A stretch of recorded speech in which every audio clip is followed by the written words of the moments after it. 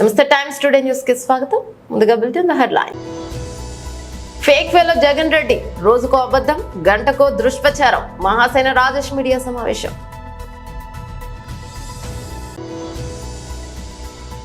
Janasena party క్రియాశీలక సభ్యత్వ నమోదు కార్యక్రమం విజయవాడ పశ్చిమ నియోజకవర్గం.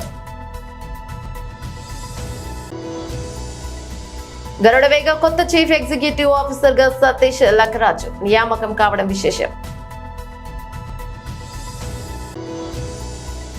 ఆంధ్రప్రదేశ్లో రాక్షస పాలన కొనసాగుతోందని, రెడ్ బుక్ రాజ్యాంగం అమలవుతోందని మాజీ ముఖ్యమంత్రి. ఫేక్ ఫెలో జగన్ రెడ్డి, రోజుకో అబద్ధం, గంటకో దుష్ప్రచారం. మహాసేన రాజేష్ మీడియా సమావేశం. అందరికీ జై భీమ్, జై తెలుగుదేశం, జై చంద్రబాబు, జై జై లోకేష్ అన్న. వైఎస్ఆర్సీపీ వాళ్ళు ఈ మధ్య బాగా ఫేక్ ప్రచారం, అంటే వాళ్ళు బ్రతికేది, వాళ్ళు పుట్టింది, వాళ్ళు చచ్చేది కూడా ఫేక్ ప్రచారంతోనే చనిపోతారండి. ఆ ఫేక్ ప్రచారం బాగా వైరల్, విపరీతం చేశారు ఈ మధ్య. ఎందుకు ఈ ఫేక్ ప్రచారం మొదలుపెట్టారంటే 2024 ఎలక్షన్లో ది గ్రేట్ నారా చంద్రబాబు నాయుడు గారు ఈ రాష్ట్రంలో ఉన్న మంచివాళ్ల సహకారంతో వైసీపీ పార్టీని సమాధి చేయడం జరిగింది. అందరూ అనుకుంటున్నారు ఓడించారేమో అని. ఓడించటం కాదండి, వైసీపీని సమాధి చేశారు నారా చంద్రబాబు నాయుడు గారు.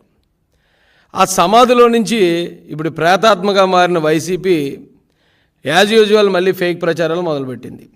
గతంలో అరుంధతి అని ఒక సినిమా వచ్చిందండి. ఆ సినిమాలో ఇలాగే ఒక అఘోర ప్రజలందరినీ మానభంగాలు చేస్తూ, వాళ్ళని హింసిస్తూ, హత్యలు చేస్తూ, ఇప్పుడు వైసీపీ ఏ అయితే పనులు చేసిందో అయ్యే పనులు ఆ సినిమాలో విలన్ చేస్తూ ఉంటే ఆ సినిమాలో కూడా అలా బ్రతికుండగానే సమాధి చేసేస్తారు.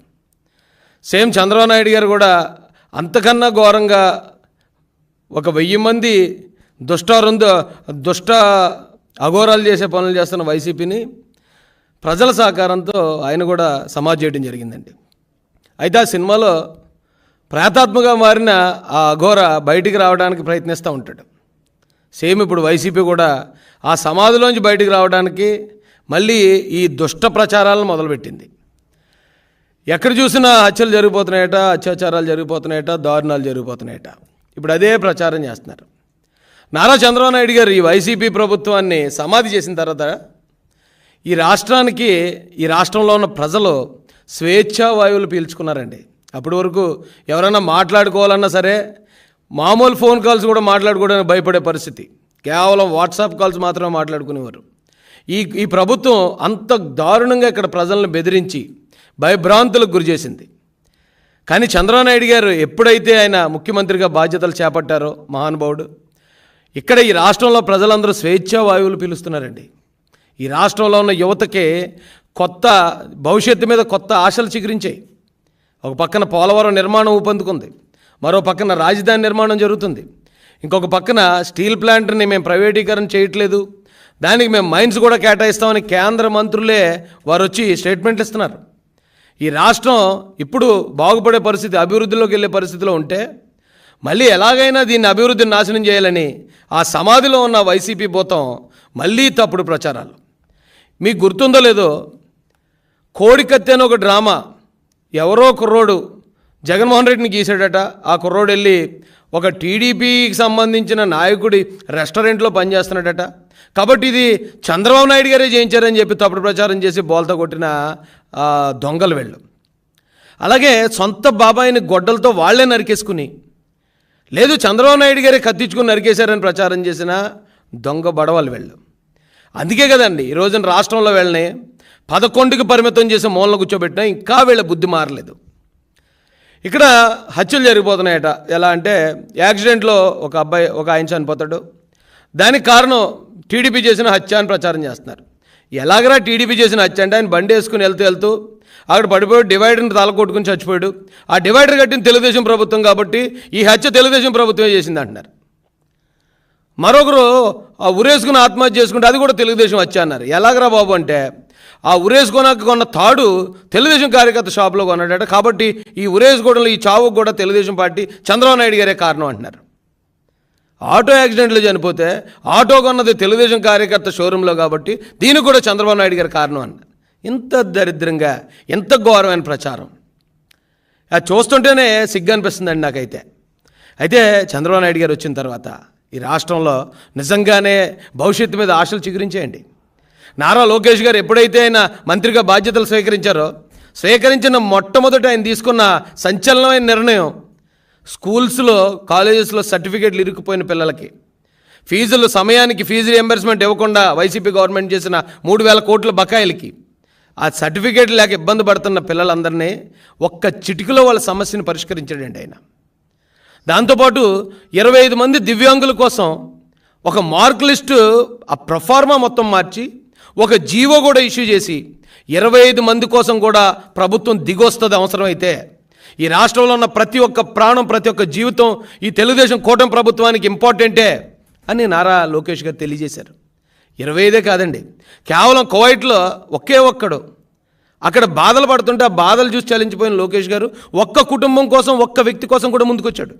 అంటే ఒక్క వ్యక్తి ప్రాణం ఒక్క వ్యక్తి జీవితం కూడా ఈ ప్రభుత్వానికి ఎంత ముఖ్యమో తెలియజేస్తున్నారు. ఎంత గొప్ప పరిపాలన జరుగుతూ ఉంటే హత్యలు జరిగిపోతున్నాయి, అత్యాచారాలు జరిగిపోతున్నాయి, దీనికి తెలుగుదేశం ప్రభుత్వం కారణమని సిగ్గు ఎగ్గు లేకుండా ప్రచారం చేస్తున్నారండి. అయితే నాకు అర్థం కాని విషయం ఏంటంటే ఎన్సీఆర్బీ రిపోర్ట్ ప్రకారం ప్రతి గంటకి 3 హత్యలు జరుగుతున్నాయి భారతదేశంలో. ఎన్సీఆర్బీ రిపోర్ట్ ప్రకారం దాదాపు 28,000 హత్యలు జరుగుతున్నాయి ఒక సంవత్సరానికి మన దేశంలో. నేరాలు జరుగుతాయి. అయితే నేరాలు జరుగుతాయి, ఎప్పుడు జరిగే నేరాలే కదా, మరి వైసీపీ హయాంలో జరిగే నేరాలకి మీరెందుకు అంతలా గోల్ చేశారని అడగొచ్చు మీరు. వైసీపీ హయాంలో జరిగిన నేరాలు వేరు, మామూలుగా ఈ దేశంలో జరిగే నేరాలు వేరు. నేరాలు ఎప్పుడు జరుగుతాయండి? పాత కక్షల వల్ల, లేకపోతే ఒకరి మీద అంటే ఒకరు పడని ద్వేషం వల్ల, లేదా మహిళల వల్ల, భూముల వల్ల. ఇలాంటి నేరాలు ఎక్కడ జరుగుతాయి? దేశంలో ఎక్కడైనా జరుగుతాయి. అందుకే కదా అలాంటి నేరాలు జరుగుతాయనే రాజ్యాంగంలో మనం పోలీస్ వ్యవస్థ, కోర్టులు, జైళ్ళు ఇవన్నీ ఏర్పాటు చేసింది నేరాలు జరుగుతాయనే అండి. అయితే వైసీపీ హయాంలో జరిగిన నేరాలు ఏంటంటే మనం ఏదైతే రక్షణ వ్యవస్థలుగా ఏర్పాటు చేసుకున్న ఈ పోలీసు కానీ లాయర్లు ప్రజాప్రతినిధులు ఉన్నారో వాళ్ళు నేరాలకు పాల్పడ్డారు. జనసేన పార్టీ క్రియాశీలక సభ్యత్వ నమోదు కార్యక్రమం విజయవాడ పశ్చిమ నియోజకవర్గం సభాధ్యక్షుడు మండల్ రాజేష్ గారికి, సోదరుడు అమిశెట్టి వాసు గారికి, రాష్ట్ర వ్యాప్తంగా జనసేన పార్టీ కోసం మనందరితోటి అహర్నిశలు కార్యక్రమం విజయవంతం జరగాలనే తపనతో పనిచేసిన మన కళ్యాణం శ్రీనివాసరావు గారికి, అదేవిధంగా ఐటీ విభాగానికి మొదటి నుంచి కూడా పార్టీ కార్యక్రమాల్లో పవన్ కళ్యాణ్ గారి స్ఫూర్తితోటి ఇతర దేశాల్లో అవకాశాలు ఉన్నా కూడా మన దేశంలోనే ఎక్కువ సమయం కేటాయించి పార్టీ కోసం అంకిత భావం చేస్తున్న మన ఐటీ విభాగం అధ్యక్షుడు మిర్యాల శ్రీనివాస్ గారికి, స్థానికంగా ఉన్న వీర మహిళ రీజనల్ కోఆర్డినేటర్లకి, వివిధ విభాగాల సభ్యులకు, అదేవిధంగా విజయవాడ పట్టణ డివిజన్స్లో పోటీ చేసి కొంతమంది పార్టీ కోసం రాత్రింబవలు కృషి చేసి నిలబడిన వ్యక్తులు, వారితో పాటు ఈరోజు ఆ డివిజన్ అధ్యక్షులుగా ఉన్న ప్రతి ఒక్కరు కూడా మనస్ఫూర్తిగా విజయవాడ వెస్ట్ నియోజకవర్గంలో వాళ్ళందరినీ కూడా నేను అభినందిస్తున్నాను. నిజంగా చెప్పాలంటే క్రియాశీలక సభ్యత్వం ఒక ఎమోషన్. పార్టీతో మనం ఒక కుటుంబ సభ్యులుగా పవన్ కళ్యాణ్ గారు చేస్తున్న ప్రయాణంలో మన అడుగుజాడలు కూడా ఉండాలని, ఆయన చేసిన కృషిలో కొంతవరకు మనం ఏదో విధంగా భాగస్వాములు అవ్వాలని తపనతోటి రాష్ట్ర వ్యాప్తంగా ఎంతోమంది జన సైనికులు వీర మహిళలు నిల్చున్నారు. మొదటి సంవత్సరంలో ఆ రోజు కరోనా తీవ్రంగా ఉన్నప్పుడు 1,00,000 సభ్యత్వం చేయగలిగాం 2021లో. 2022 వచ్చే వరకు సుమారు 3,50,000 సభ్యత్వం చేయగలిగాం. గత సంవత్సరం 2023లో అది 6,47,000కి మనం రాష్ట్ర వ్యాప్తంగా తీసుకెళ్ళగలిగాం. భారతదేశంలో ఈ రోజుకి కూడా ఏ రాజకీయ పార్టీ తన సభ్యులను ఒక కుటుంబ సభ్యులుగా భావించుకుని వాళ్ళకి రక్షణే కాకుండా ధైర్యం నింపే విధంగా, వాళ్ళకి ఒక మనస్ఫూర్తిగా వాళ్ళకి ఒక అవకాశం, ఒక వేదిక, అద్భుతమైన భవిష్యత్తు ఉందనే ఒక నమ్మకంతో వచ్చిన వాళ్ళందరినీ కూడా గౌరవించుకోవాలనే ఆలోచనతో మన పార్టీ అధ్యక్షులు పవన్ కళ్యాణ్ గారు ఈ క్రియాశీలక సభ్యత్వం ఆ రోజు ప్రారంభించాం. చాలా సందర్భాల్లో మనం చూసాం, ఎంతోమంది మన యువత పవన్ కళ్యాణ్ గారు వచ్చినప్పుడు ర్యాలీల్లో చిన్న చిన్న గాయాలు, ఆ బైక్ ర్యాలీస్లో, అదేవిధంగా ఎక్కువ శాతం మన పార్టీలో యువత కష్టపడి పనిచేస్తున్న వాళ్ళంతా కూడా ప్రతిరోజు చిన్న చిన్న పనులు చేసుకొని కుటుంబాలని నడుపుకొని వాళ్ళ చేతుల పైన ఎంతో నిలకడగా భవిష్యత్తు పైన ఎంతో ఆశ పెట్టుకొని నిజాయితీగా పనిచేయాలనే ఆలోచనతో నిలబడిన వ్యక్తులందరికీ కూడా వారి కుటుంబంలో ఒక ప్రమాదం జరిగితే మనం ఆదుకోవాలనే ఆలోచనతో ఈ కార్యక్రమం తీసుకొచ్చాం. 500 రూపాయలు కట్టి సభ్యత్వం తీసుకుంటున్నారంటే మీరు నిజంగా ఆశ్చర్యపోతారు. ఎటువంటి వ్యక్తులకి ఈ 3 సంవత్సరాల్లో దాదాపు మనం 20 కోట్ల రూపాయలు మనం ఇచ్చాం. 20 కోట్ల రూపాయల్లో ఎంతో బాధాకరమైన విషయం ఏంటంటే మనం ఒక 344 జన సైనికులు ప్రాణాలు కోల్పోయారు. కానీ కోల్పోయిన ప్రతి కుటుంబానికి పవన్ కళ్యాణ్ గారు ఇచ్చిన 5 లక్షల రూపాయలు ఆ చెక్ తీసుకెళ్ళి మనం అందించినప్పుడు ఆ కుటుంబానికి ఒక భరోసాగా నాయకత్వం అంతా కలిసి వచ్చి చాలామంది పాపం ఈ రోజుకి పేదరికంలో ఉన్న కుటుంబాలు, వాళ్ళకి 5 లక్షల ఆర్థిక సాయమే కాకుండా పార్టీ నుంచి మేము మీకోసం నిలబడతాం, మీరు ధైర్యంగా ఉండండి, ఎటువంటి సమస్యలు వచ్చినా కూడా మా పార్టీ నాయకులు మీకు అండగా నిలబడతారని మనం ఈ క్రియాశీలక సభ్యత్వం ద్వారా మనం తీసుకెళ్ళగలిగాం. విజయవాడలో ఈరోజు ప్రారంభించాల్సిన ప్రత్యేకత మీ అందరికీ తెలుసు. ఎందుకంటే గత 2 సంవత్సరాల నుంచి ఒక ఆన్వాయితీగా క్రియాశీలక సభ్యత్వం మనం విజయవాడ నగరంలోనే ప్రారంభించుకుంటున్నాం. ఎన్నికలప్పుడు కొన్ని ఇబ్బందులు ఇచ్చినప్పుడు చాలామంది నియోజకవర్గం నుంచి తెనాలి వరకు పాపం ప్రయాణం చేసి మన జన సైనికులు, వీర మహిళలు, మన నాయకులు ఎంతో ఆవేదనతోటి, ఆందోళనతోటి నమ్ముకున్న వ్యక్తి పార్టీని వదిలి వెళ్ళిపోయారు, మరి మా పరిస్థితి ఏంటి అని పాపం వాళ్ళు బాధపడ్డారు. దానికి సమాధానం ఈరోజు ఈ సభ.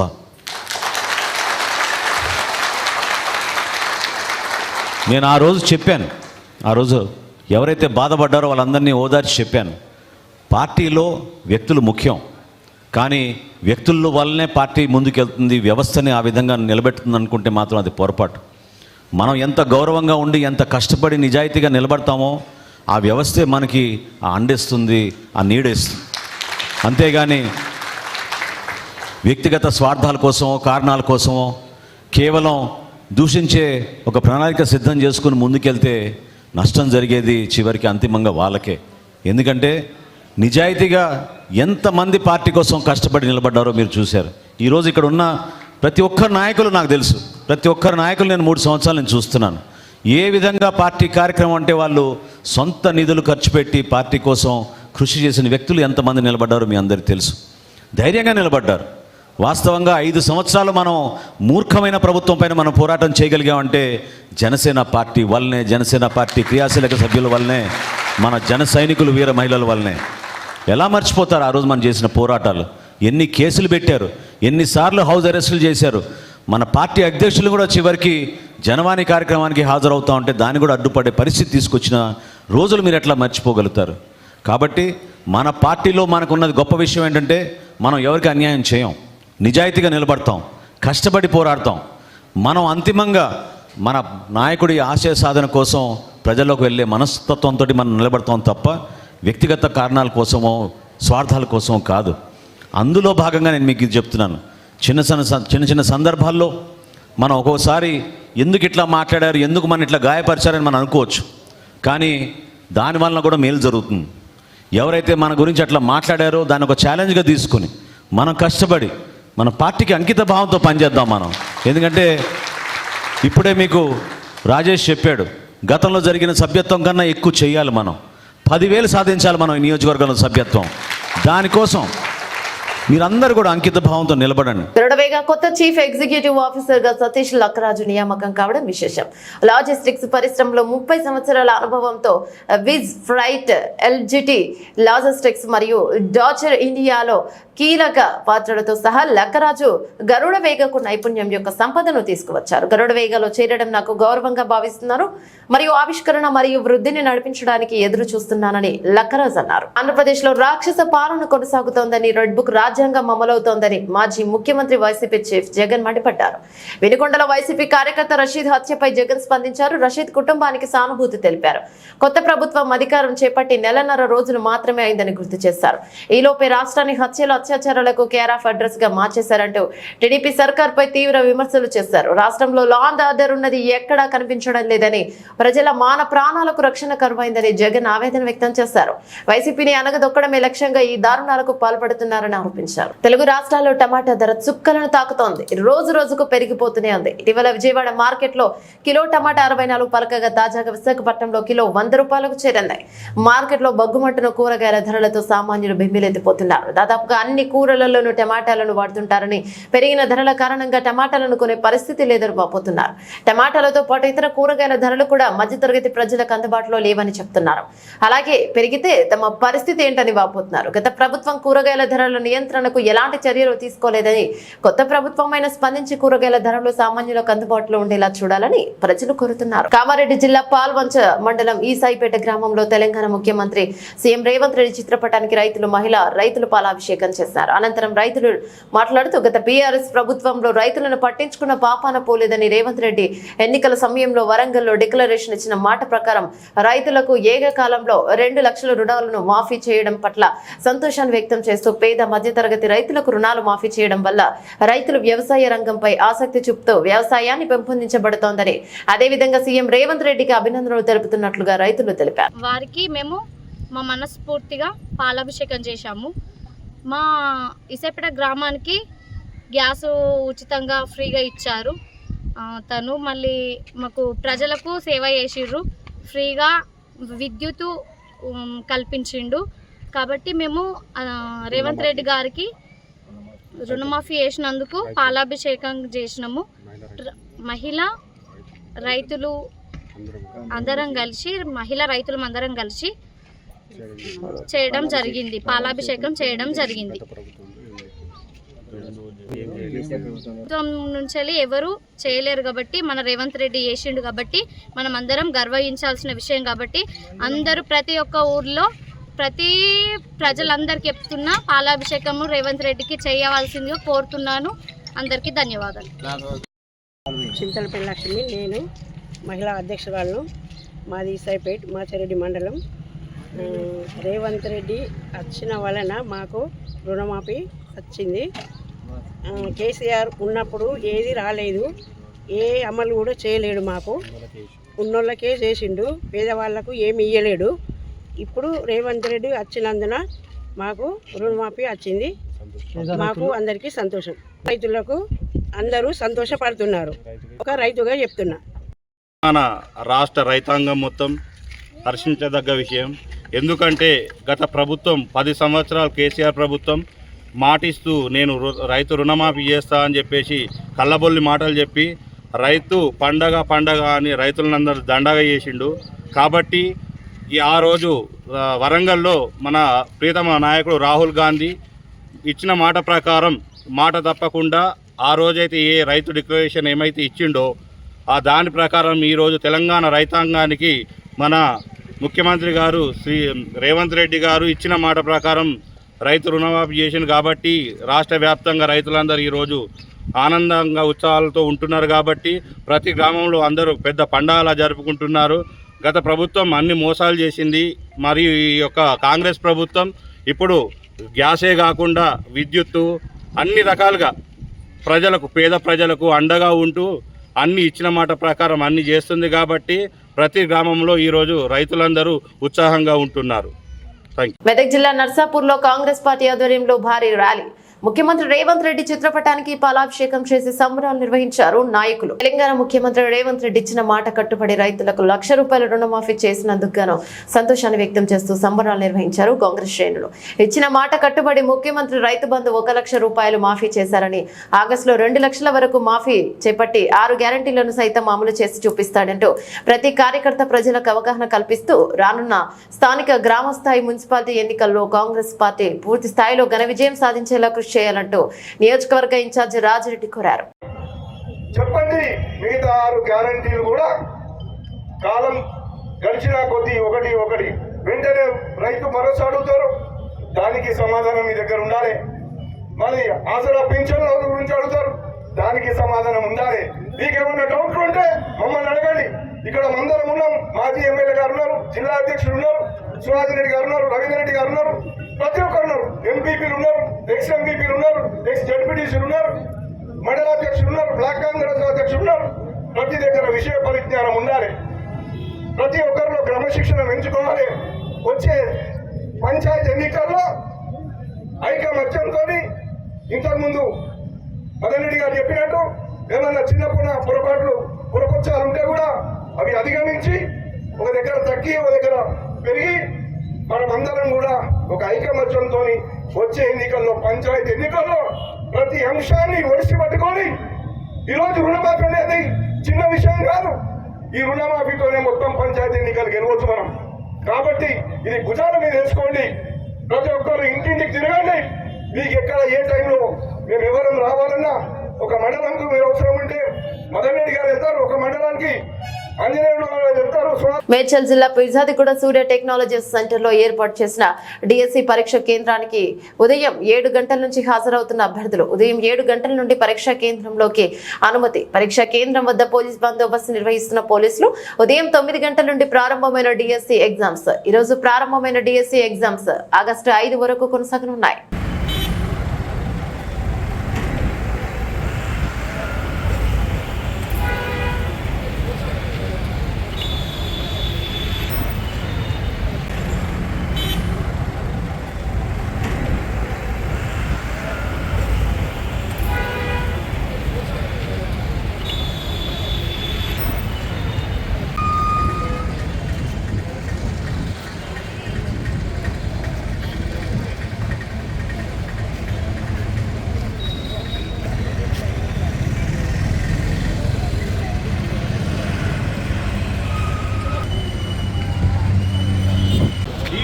ఉంటుంది. ఇది చూడండి, రిజిస్ట్రేషన్ నెంబర్ కాదు, hall ticket number bar code పైన ఉంది కదా, అది చూసుకోండి.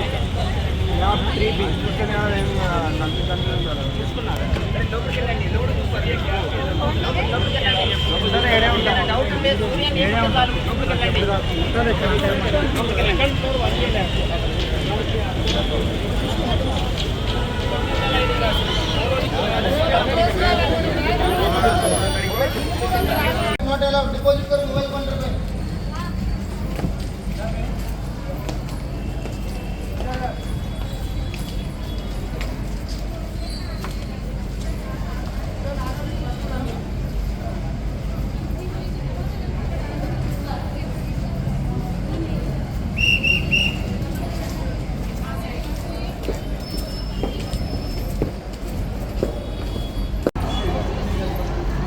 Mobile phone wallet not allowed.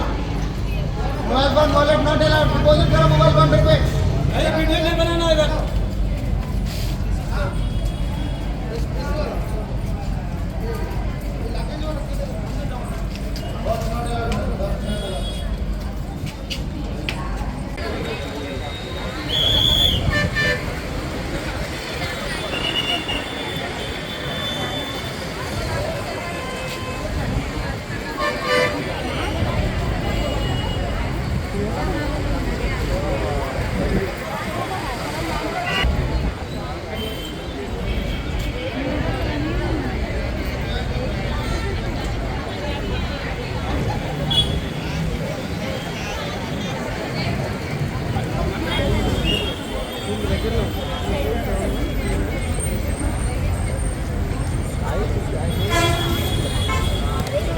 Britain ముగించే ముందు హెడ్లైన్స్ మరోసారి.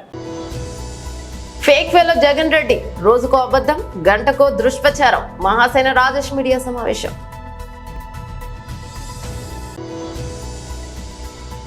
జనసేన పార్టీ క్రియాశీలక సభ్యత్వ నమోదు కార్యక్రమం విజయవాడ పశ్చిమ నియోజకవర్గం. గరుడవేగ కొత్త చీఫ్ ఎగ్జిక్యూటివ్ ఆఫీసర్ గా సతీష్ లక్కరాజు నియామకం కావడం విశేషం. ఆంధ్రప్రదేశ్లో రాక్షస పాలన కొనసాగుతోందని, రెడ్ బుక్ రాజ్యాంగం అమలవుతోందని మాజీ ముఖ్యమంత్రి. ఇవి బులెటిన్ అప్డేట్స్. మరో బులెటిన్ మళ్ళీ కలుసుకుందాం. అంతవరకు సెలవు. నమస్తే.